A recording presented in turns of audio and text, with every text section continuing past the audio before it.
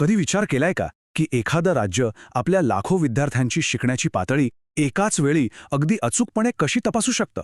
हे जवळजवळ अशक्य वाटतं नाही का? पण याचं उत्तर आहे तंत्रज्ञान.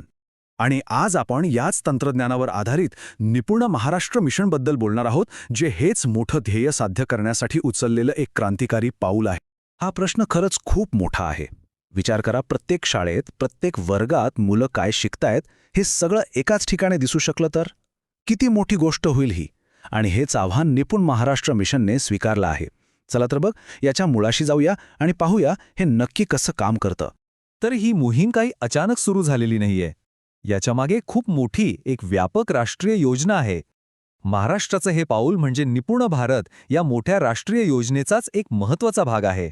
निपुण भारतचं उद्दिष्ट अगदी स्पष्ट आणि खूप महत्त्वाचं आहे. प्रत्येक मुलाला लिहिता वाचता आलं पाहिजे आणि साधे आकडे गणित कळलं पाहिजे. कारण बघा, हाच तर पुढच्या सगळ्या शिक्षणाचा पाया आहे. जर पायाच कच्चा राहिला तर त्यावर आपण शिक्षणाची मोठी इमारत उभी कशी करणार, नाही का? ओके, तर राष्ट्रीय ध्येय तर ठरलं, पण आता प्रश्न येतो की महाराष्ट्र हे ध्येय प्रत्यक्षात कसं उतरवताय? आणि इथेच तंत्रज्ञानाची म्हणजे टेक्नॉलॉजीची एंट्री होते. राज्याने यासाठी एक खास मोबाईल ॲप्लिकेशन तयार केलं आहे, जे या संपूर्ण मोहिमेचं केंद्रस्थान आहे. म्हणजे आता कागदांचे गठ्ठे, फाईली आणि लांबलचक अहवाल हे सगळं कमी होणार. त्याऐवजी सगळी माहिती थेट एका ॲपमध्ये नोंदवली जाईल. यामुळे संपूर्ण प्रक्रिया जास्त वेगवान, पारदर्शक आणि खूपच कार्यक्षम बनेल. आणि हे आहे ते ॲप. स्क्रीनवर जो QR कोड दिसतोय तो स्कॅन करून शिक्षक आणि मुख्याध्यापक हे ॲप डाउनलोड करू शकतात.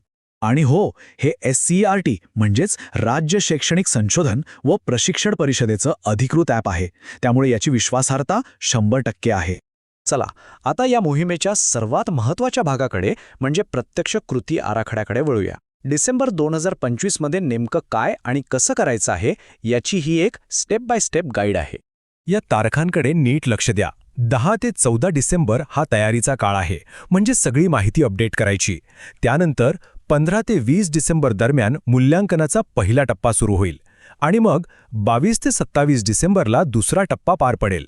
या तारखा चुकवून अजिबात चालणार नाही.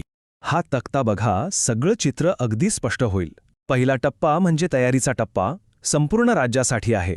त्यानंतर मूल्यांकन 2 भागांत विभागला आहे. पहिला टप्पा फक्त छत्रपती संभाजीनगर विभागासाठी आहे आणि दुसरा टप्पा महाराष्ट्रातील बाकीच्या सर्व विभागांसाठी आहे.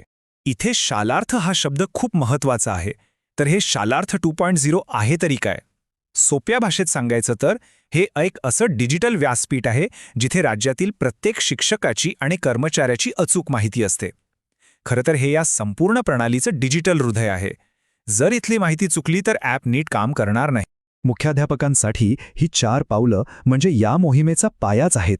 माहिती अपडेट करण्यापासून ते ॲपमध्ये शिक्षकांना वर्ग नेमून देण्यापर्यंतची ही सगळी प्रक्रिया 10 ते 14 डिसेंबरच्या आत पूर्ण होणं अत्यंत आवश्यक आहे. कारण यानंतरच शिक्षक आपलं काम सुरू करू शकतील. आता शिक्षकांची जबाबदारी. लॉग इन केल्यानंतर एक विशेष आणि खूप महत्त्वाची सूचना आहे, इकडे लक्ष द्या. चाचणी कोणत्याही दिवशी घेतली तरी ॲपमध्ये सगळ्यांना 20 डिसेंबर ही एकच तारीख निवडायला सांगितली आहे. ही एक तांत्रिक सूचना आहे, त्यामुळे ती जशीच्या तशी पाळणं खूप गरजेचं आहे. आणि मग विद्यार्थ्यांची चाचणी घेऊन निकाल थेट ॲपमध्ये भरायचा आहे. आता मनात प्रश्न आला असेल की हे वेळापत्रक 2 भागांमध्ये का विभागले? याचं कारण खूप सोपं आहे. एकाच वेळी संपूर्ण राज्यातील शिक्षक ॲप वापरू लागले तर सर्व्हरवर प्रचंड भार येऊ शकतो. तो टाळण्यासाठी आधी छत्रपती संभाजीनगर विभाग आणि त्यानंतर उर्वरित महाराष्ट्र अशी ही विभागणी केली आहे. आणि ही सर्वात महत्त्वाची सूचना, दिलेल्या मुदतीनंतर ॲपमधील मूल्यांकन करण्याची सुविधा आपोआप बंद होईल. म्हणजेच हे काम दिलेल्या वेळेतच पूर्ण करावं लागेल. यासाठी कोणतीही मुदतवाढ मिळणार नाही हे अगदी स्पष्ट करण्यात आलं आहे.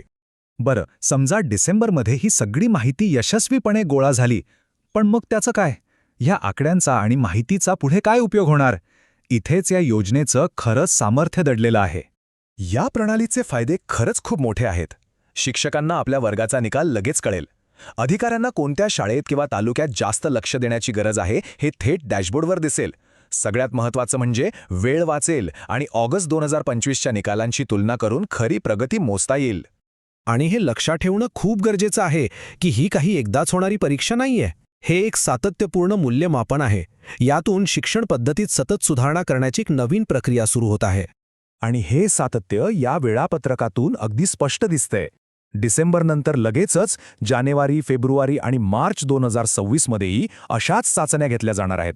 म्हणजेच आता जवळजवळ प्रत्येक महिन्याला प्रगतीचा आढावा घेतला जाईल आणि त्यानुसार पुढची पावलं उचलली जातील.